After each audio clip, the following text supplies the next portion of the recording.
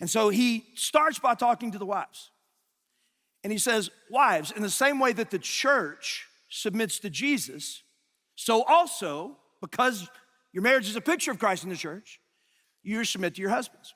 Now, can y'all imagine what that would have been like in the very first church service back in the first century when Paul had written the letter to the church in Ephesus? And, all the men were in that room and the pastor was reading, hey, we got a letter from the Apostle Paul, church at Ephesus, here it is.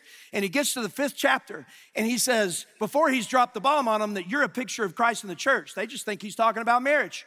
And the pastor's reading the letter from Paul and says, hey, wives, you need to submit to your husbands in everything. And the husbands are like, I like the Apostle Paul, praise God. Wives are all kind of looking slant-eyed at their husband, like, you better be quiet. But then Paul turns to the men and says something that would have made, I promise you, would have made their mouths drop.